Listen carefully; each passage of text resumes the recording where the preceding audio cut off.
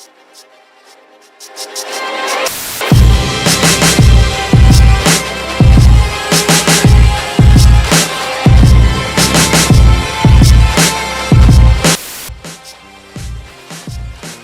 gonna be live on IG for a little bit. E-dubs, man. Eric is out here saving the world, so he won't be able to join us. But y'all got me, and I got y'all. And together we're in the booth. And as always, my name is Heero. I am the host of the Identity Booth. We are missing our co-host Eric, but he is in the chat room. I see you. He live.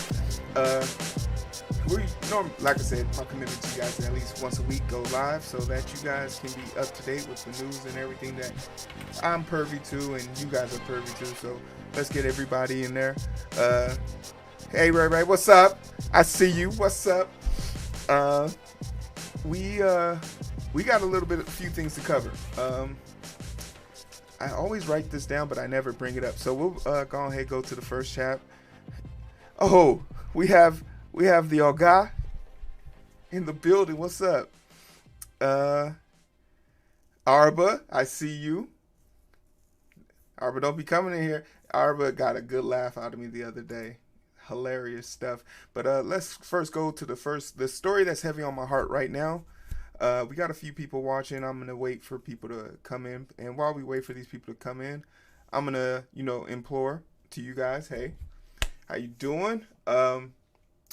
This whole thing that we're doing kind of works on the ability to share information. So whatever platform you're watching this on, whatever your platform of choice, if you could go to YouTube, Twitch, whichever one you choose, just share it on whatever platform you're on. My channel grows when you guys actually put the information out there that I'm out there in the world. And I'd really appreciate it if you guys could share this with anybody and everybody. My channel's grown. Exponentially isn't the word you should be using. My channel has experienced growth. You feel me? Growth. And that's what we like to see over here on the booth. So just to recap real quick, we have 238 identifiers in the booth with us. It was 240 2 nights ago, and I lost 2 subscribers. The devil is alive, but he ain't working harder than me. You hear me? He ain't working harder than me. The devil can try me, but I got these hands. So hit me up on YouTube. If you're not on YouTube, that'd be great. If you're not on Twitch, because on Twitch, we're at 11 subscribers. And my Twitch channel for the news channel is growing steadily. I didn't expect any growth on this channel from Twitch because it's not really something you would want to see. But I got people in Germany who really love hearing me talk. But hit me up on Twitch. It's easy to log on to Twitch. If you have a Gmail account, you can log into Twitch right now. No extra steps. And just subscribe to the channel. It's easy. But we got to send a shout out right now to the booth boss, the 2-time booth boss. This is the first we've had a booth boss win 2 times in a row. So Nafi's on the roll. She's not on right now, so her title might be up for grabs. And you're probably wondering, I see my boy Brian in there. I see you, boy. Fonz, what's up? I see you. Great channel for both of them. Happy belated Veterans Day. BC.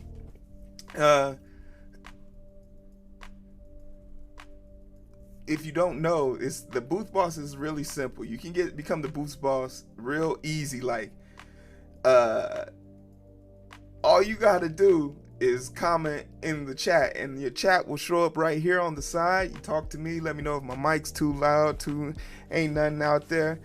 Fonz, head up, Fonz, go to the YouTube channel and get or drop your link for your financial advisement. Hey, black literacy in the financial department is important. You can't buy a fresh house if you got shitty credit. If your credit look like a GPA, you need to holler at my boy.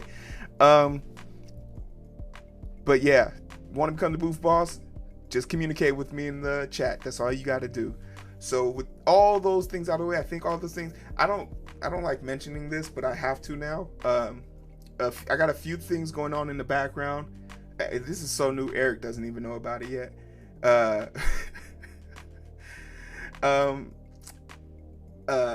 If we'll have some of our episodes will be sponsored, But I'm laughing because I said somebody's credit score looked like a GPA. That's terrible.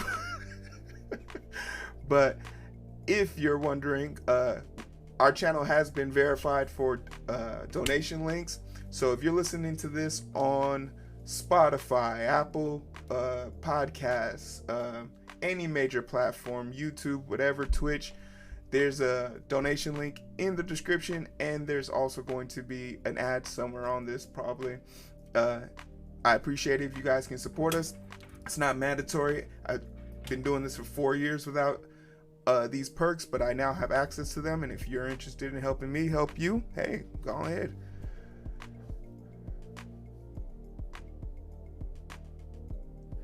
We're not there yet, Arba. We're not there yet, Arba, but we're getting close. We're getting close. And for the people that are watching on IG Live, you won't be able to see the stories and stuff like that, but you'll be able to hear me and you'll be able to see what I'm responding to. But I only keep this up for an hour, so head over to Twitch, Facebook, YouTube, Twitter, whatever you want to watch this on. I'm on all 4 platforms, so make yourself comfortable. But with all of this rambling out of the way, let's get to what y'all really came for, these stories. And the first story is kind of heavy on my heart because of the situation that it brings me to, because of the lack of attention it's gotten, and because of just the eerie simulation, like, as for every step we take, you know, trying to save this world, we seem to be getting drawn back into it. Quawan Bobby Charles is a 15-year-old boy who was found on the 3rd of November. And there's still a lot of information to be received here, but I want to kind of put some things to rest and put some things into your mind. As a forensic pathologist and a person who has worked with drowned victims in the past, it's not untold for, you know, water be found in bodies. But let's kind of get into how this story happened. So Quawan Charles was at school, or was waiting to be picked up by his father, who was in the store on his way to go pick him up, when a family, the Iversons, I keep saying Iversons, but I think it's Irvins, the Irvins family, showed up, and Quawan, and they have a son who admitted, you know, it's a white family, had a son who admitted, yes, that Quawan said, hey, haven't seen in a long time. They went to go hang out together. So they picked him up and took him to their home. And there's so many things wrong with this situation right here. Because not only was this child picked up without any notification to the parents, if this happened at school, this is a letdown of school.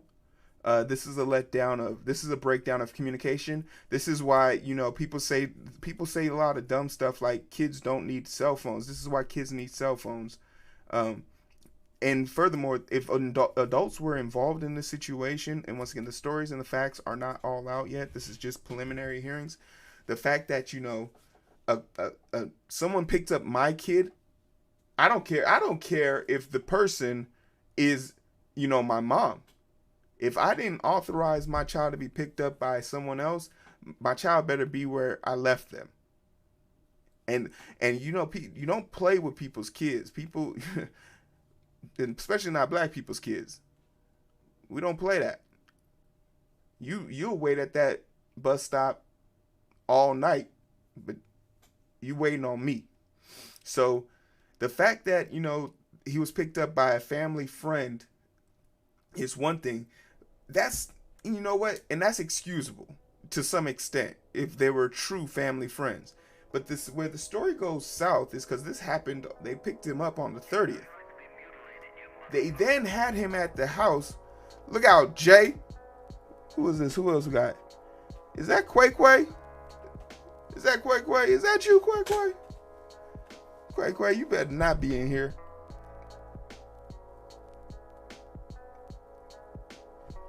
Nah, Quay, you can stay. The thing that's troubling is when you have a situation when the parents have your child and they don't say anything. They don't tell you that he was with them, you know, And this is the ballad of this story. This is the mind-numbing part about it. You picked up a child from a location that a parent was going to go receive their child. You then have the child for multiple hours, and you don't inform the family, even though you know they say they're friends. And then you let the kid leave your premises, leave your watchful eye without any notification, any recourse. If anything, this is negligence at its best. He's a minor, so he needs some form of protection. Like this is just negligence on his face. So the last group of people to see this black boy is a family friend, and they just so happen to be white. But it just doesn't make it, and this is not a pretty picture, and I won't put the picture up because it's a little bit much. But this was someone who was beaten for pleasure. The look on Quawan's face, the way they beat this child, they did this out of pure pleasure, a pleasure of hatred. This is a modern day lynching. This is Emmett Till in 2020. As if we haven't, like we've already had a brash of people being hung throughout, you know, the country. I think it's up to 8. And now here we have Quawan, who was left in a sugar field in Louisiana. And of course, you know, it's quite possible then this is just, and now this is me throwing my forensic mind, because quite often the simplest answer is the right answer. Something happened where Quawan was taken, but whether by force or willingly, went to this house, and while at that house an incident happened, whether it was a fight between the child, a fight between the parents and the child, or just an intruder into that house who had an issue with Quawan being there. Because my belief is that Quawan was drowned and beaten and killed in that house, the Irving's house, and then dumped in the field. Like that's a logical assumption, assumption of actions that took place. We'll be able to learn more. I mean, it's almost, you know, to commit a crime these days, you really have to be an idiot, because we're so heavily surveillanced. Traffic lights, GPS on your phones, like these are things that people just don't think about. Your cars have GPS now, so I'm pretty sure more information will come out as this story gains notoriety. But that's the sad part. This story was on the brink of being thrown or, you know, swept underneath the rug, because, you know, black people are slow to get justice. That's just a fact. If Quawan's name was, you know, Gunther, this would be front page news. But I also have reason to believe, like, you know, the swamp of COVID cases, the swamp of the election fraud, all these things are contributing to Quawan's story being swept under the rug, similar to that of Ahmaud Arbery, who just won a case about getting these monsters bail, like these murderers wanting to have bail, and the character witnesses purged themselves. It's so stupid that we even had to waste time about trying to get these people who are being charged with first-degree murder out on bail. Get the fuck out of here. I gotta stop cursing. I gotta stop cursing. My sponsors don't like that. I don't like that. How about that? Wait till I get to it, man. Y'all help me out. Subscribe to the channel so I can get to these quick 1,000 subscribers, and then I'll be able to tell them how I really feel. But until then, you know, we'll keep it going. This would have actually been a great video to do this on. I'm going to leave a gap just in case I get it worked out, because I wanted to have a segment for it, but they didn't make it available. It's so slow to get information out. But this is a story. I still want more to come out on this. Me and Eric will definitely do a deep dive and talk about this when the time comes. But right now,